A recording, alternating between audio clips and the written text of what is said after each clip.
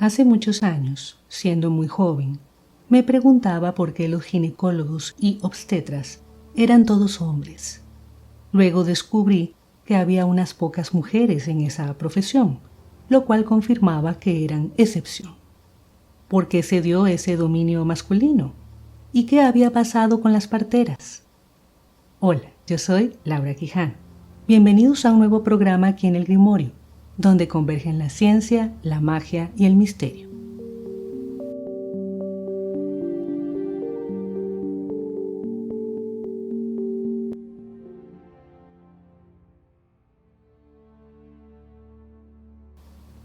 Cuando iba a dar a luz a mi primer hijo, hace ya más de 24 años, fui llevada a la sala de partos de la clínica hospital.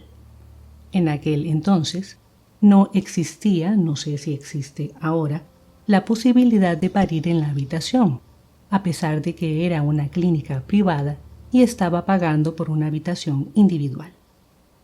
Obligada a estar acostada en aquella camilla, en medio del dolor de las contracciones de parto, advertimos que el ritmo cardíaco de mi bebé se había desestabilizado. Eso me asustó mucho. Pero el médico, que estaba sentado frente a mí sin hacer nada, se limitó a decir que si el ritmo cardíaco de mi bebé no se normalizaba, me pasarían al quirófano y me practicarían una cesárea de emergencia. Eso me asustó todavía más. Sin embargo, la enfermera obstétrica que estaba a mi lado y que se mantuvo a mi lado todo el tiempo, me tomó de la mano, me pidió que pensara en mi bebé y me aseguró que yo lo lograría.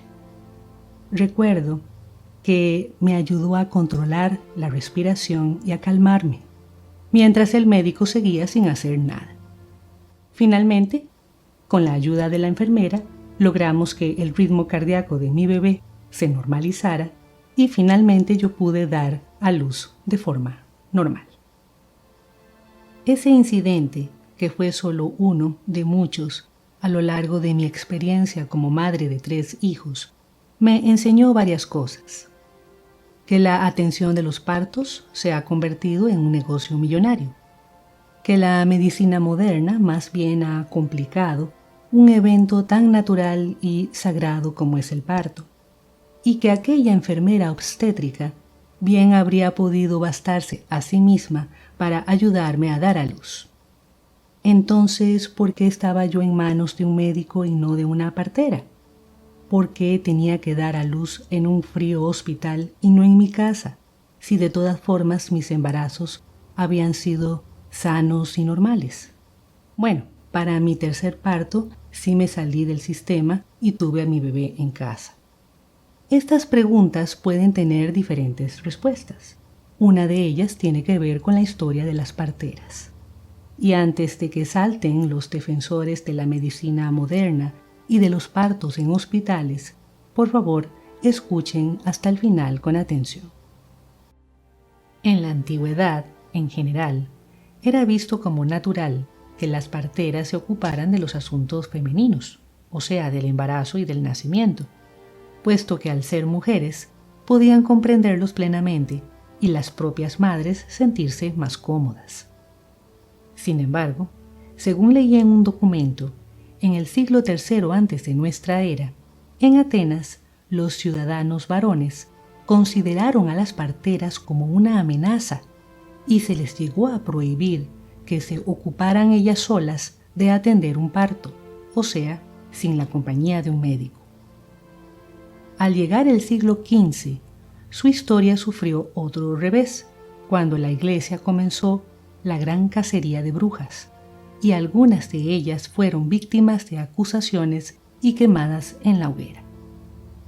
Esto se debió a que, además de atender partos, también daban remedios naturales, y la Iglesia consideraba que toda sanación fuera de su campo era diabólica. Ahora bien, en aquella época, el verdadero reto para las parteras no fue en realidad la Iglesia, sino el surgimiento de la medicina como profesión. Ya desde el siglo XIII comenzaron a aparecer médicos entrenados en las universidades que se estaban fundando y que eran apoyadas por la Iglesia. Pero la medicina moderna que conocemos hoy realmente surgió hacia finales del siglo XVIII. En ese tiempo, estos nuevos médicos comenzaron a reclamar que los partos debían ser atendidos solo por ellos, que tenían instrumentos y se basaban en la nueva ciencia, y no por las parteras, a las que acusaban de ser supersticiosas e ignorantes y culpables de las muertes de madres y niños. Estas acusaciones eran injustas e incluso manipuladoras, pero era tan grande su prestigio y tenían tanto apoyo de los poderes de entonces que poco a poco fueron desplazando a las parteras. Hacia finales del siglo XIX, apoyada por el poder político y el financiamiento de nuevos hombres poderosos como los Rockefeller o los Carnegie, la medicina se formalizó como una profesión de prestigio. Era impartida solo en las universidades, que en su mayoría no permitían el ingreso a mujeres, porque se alegaba, falsamente, que solo podía ser ejercida por hombres, ya que solo ellos eran capaces de comprender la ciencia detrás de la medicina moderna. Sin embargo, aquellos médicos realmente no sabían más que las parteras en cuanto a la realidad de los partos, y no eran más exitosos que ellas en su atención. Pero tenían el apoyo político y económico de su lado. Entonces, al asumir ellos todos los campos de la atención de salud, incluyendo la obstetricia, que se convirtió en especialidad, las parteras tradicionales poco a poco comenzaron a ser dejadas de lado y desprestigiadas, hasta el punto de que prácticamente solo quedaron en grupos marginados o en comunidades aisladas. Y en diversas regiones o países solo se permitió trabajar con ciertas limitaciones a aquellas parteras que se hubieran formado según el sistema médico ya dominante. Fue así como las mujeres quedaron desplazadas de cualquier actividad médica independiente, no solo la partería. La única función que lograron obtener dentro del sistema de salud fue la de la enfermería, entendida como una actividad subordinada a los médicos. Y no fue sino hasta entrada la segunda mitad del siglo XX que las mujeres en números importantes comenzaron a formarse como médicas, aunque ya de acuerdo con la estructura y organización montada por los grupos de poder. Fue en esta misma época de descontento con el sistema de salud y el resurgimiento de los grupos feministas cuando las parteras comenzaron poco a poco a reaparecer en más regiones y países y a tener más importancia.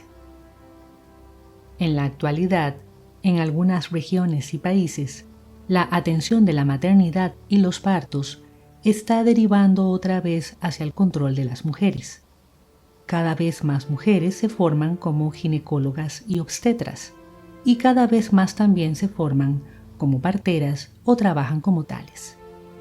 Y cuando se les ha permitido trabajar y contar con los recursos necesarios, han ayudado a reducir el nivel de mortalidad materno-infantil y también el número de cesáreas. También en algunas regiones hay intentos por recuperar los conocimientos ancestrales de las parteras tradicionales.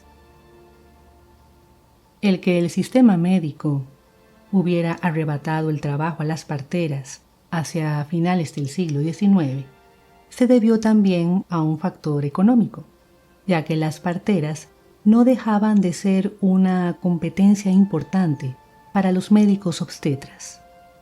Otro factor fue el desprecio al saber tradicional. Tanto los primeros médicos profesionales del siglo XIX como los actuales han considerado el saber y la experiencia de las parteras tradicionales como ignorancia y superstición. Este tema tiene que ver con uno más amplio, que es el desprecio general hacia la medicina natural, un desprecio que nace del prejuicio y de la falta de comprensión de la vida misma. Finalmente, otro factor muy importante tiene que ver con el intento del sistema patriarcal de controlar el cuerpo de la mujer, un intento que puede originarse en ese temor o molestia de muchos hombres de no ser partícipes de los procesos de vida y muerte que implican la gestación y el parto, o en el deseo de controlar la especial conexión que tienen las mujeres a través del útero con la vida, con los ciclos naturales y las energías del universo. Una conexión que desde la noche de los tiempos, las mujeres sabias y las brujas supieron ver y aplicar para la armonía y el equilibrio del entorno. Y ahí se los dejo.